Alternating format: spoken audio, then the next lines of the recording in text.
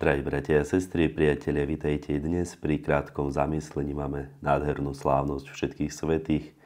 Ja viem, že ho nahrávam už takto večer, ale v týchto dňoch ako kňazi máme tých povinností viac a tak nie je priestor na to, aby som sa venoval týmto mojim nahrávkam. Ale je to krásna slávnosť a tak aspoň niekoľko slov som predsa len chcel aj vám ponúknuť. V úvode poprosme ale Ducha Svätého o jeho pomoc, o jeho vedenie. V mene Otca i Syna i Ducha Svätého. Amen.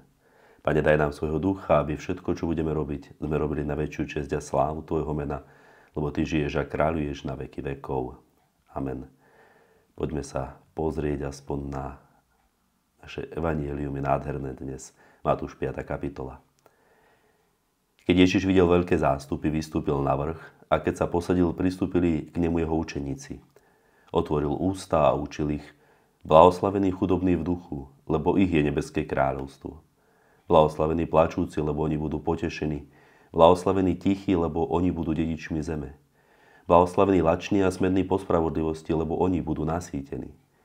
Blahoslavení milosrdní, lebo oni dosiahnu milosrdenstvo. Blahoslavení čistého srdca, lebo oni uvidia Boha. Blahoslavení tí, čo šíria pokoj, lebo ich budú volať Božími synmi. Blahoslavení prenasledovaní pre spravodlivosť, lebo ich je nebeské kráľovstvo.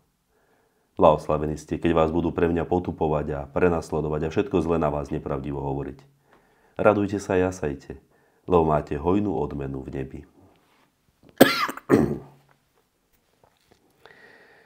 Bratia a sestry, takže tou dnešnou témou je blahoslavenosť, byť svätý. A ja som počul taký pekný príbeh o Jacques Maritain, to bol veľký mysliteľ minulého storočia, kresťanský filozof.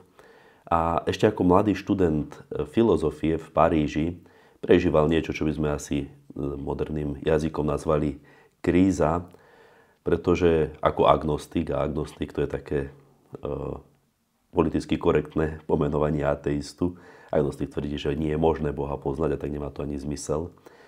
A ako takýto agnostik aj spolu so svojou priateľkou, myslím, že sa volala Raiza, dospejú k presvedčeniu, že život je nezmyselný. Čo je aj skutočne logickým následkom, ak človek zoberie agnosticizmus alebo ateizmus vážne. A tak raz pri takej spoločnej prechádzke, myslím, luxemburskými záhradami v Paríži sa dohodnú, že ak do konca semestra alebo školského roka neobjavia zmysel života, takže spáchajú samovraždu. Spoločne na čo toto trápenie naťahovať.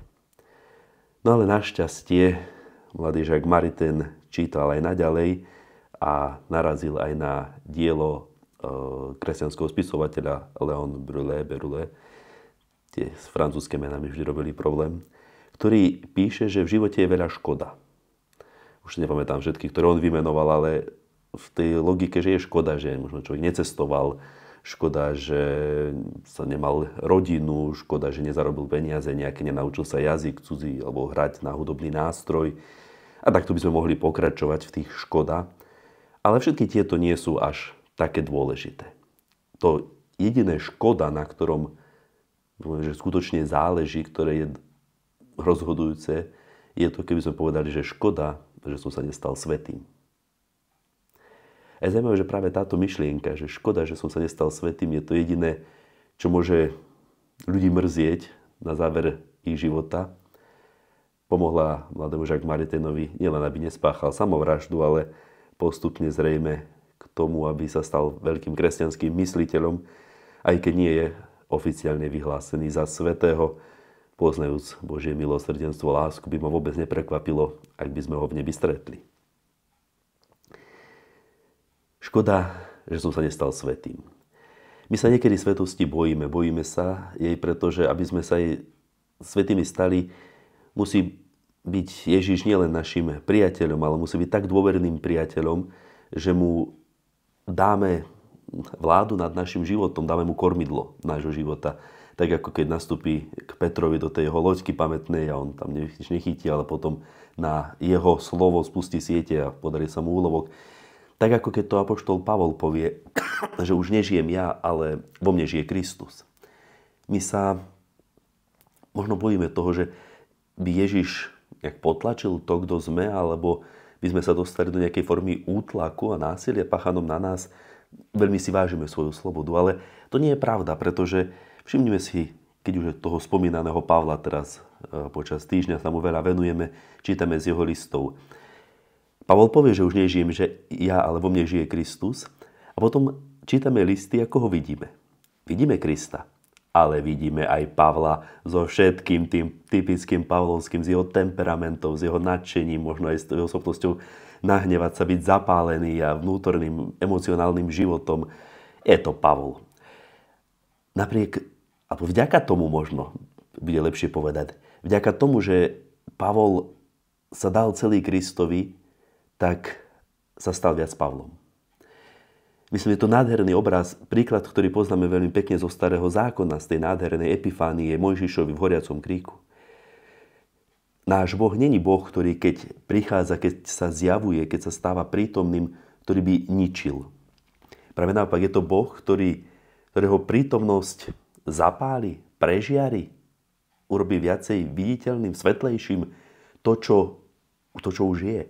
A teda, ak sa staneme svätými, ak Bohu dáme to pomyselné kormidlo nášho života, ak povieme s Pavlom, že už nežijem ja, ale vo mne žije Kristus, tak nie len, že nepotlačíme to, kto sme, ale budeme to ešte viacej my. To naše dobré, všetko, čo nám Boh daroval, sa stane žiarivejším, viacej viditeľným, zjavným. A preto, keď sa pozeráme na ten zástup svetcov v ten dnešný deň, ktorý je tak nesmierne pestrý od žobrákov po kráľov, od mníchov po pápežov, od slobodných a žijúcich v manželstve, vo všetkých možných kategóriách a stavoch a vekoch. Moderní svetci, ktorých teraz kanonizuje cirkev, vyhlasuje, už používali Facebook a tam ohlasovali Krista. Je to nádherné, keď o tom počúvame a dáva nám to nádej, že aj my k ním patriť môžeme a že to nič z toho, kto sme, nám nezoberie. Práve naopak. Budeme to my naplno.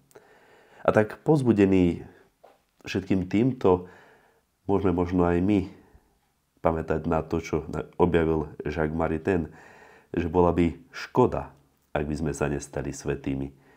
To vám zo srdca prajem a k tomu príjmite i požehnanie. Pán s vami. Na príhovor všetkých svätých nech vás žehná všemohúci Boh, Otec i Syn i Duch Svätý. Amen. Ostávajte v pokoji, Bohu vďaka, všetko dobré.